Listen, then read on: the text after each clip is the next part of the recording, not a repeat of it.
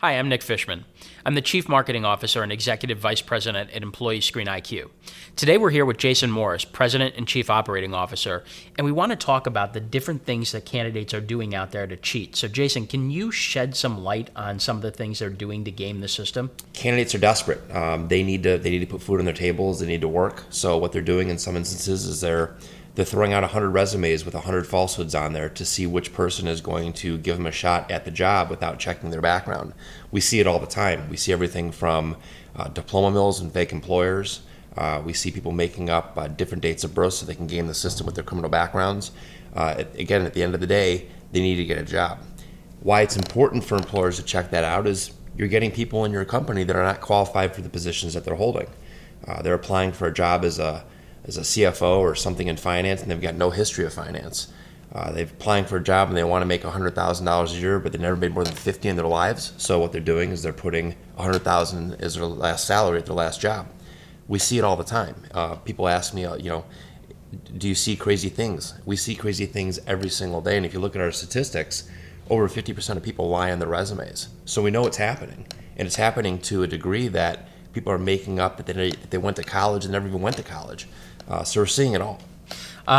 Let's dig a little bit further into the information you shared about dates of birth, because that's a really important issue. So if they fudge their date of birth, how does that affect the background check? Well, so we're not trying to to create a how-to video here on how to game the system, but it's important that employers know that the wrong date of birth will throw off the entire background check. Court records are filed by name, date of birth mostly. In some instances, social security number. So if you're to go to the courthouse and put in the name Nick Fishman and just throw the date of birth off a little bit, and there's a record for Nick Fishman with that other date of birth, we're going to completely miss it. So we've seen it time and time again where employees are getting sophisticated enough and they know how the system works to hide that. How about social security numbers? Because that can certainly throw off the scent as well. Like I said, it can, but in most cases we're doing name searches and we're using the date of birth to qualify the record. Right. Well, I suppose, though, from a social security standpoint, if they gave a different number, perhaps different addresses would pop up. So that's a possibility They as well. could, and sometimes that social security number is not going to trace. A good screening company should be able to go back to the employer and say, hey, listen, the social traced to a different person or didn't trace at all. How do you want to proceed? So there's a verification process in there as well. So that leads into the next question really is, what can employers do to protect themselves? What are some of the things that they can do in the background check process to make sure that they're not getting gamed? Well, even before the background check process, you should use some sort of verification process with the applicant. Look at their social security card, look at their driver's license, have some sort of token when they apply for the job or they're being interviewed to make sure that they really are who they say they are.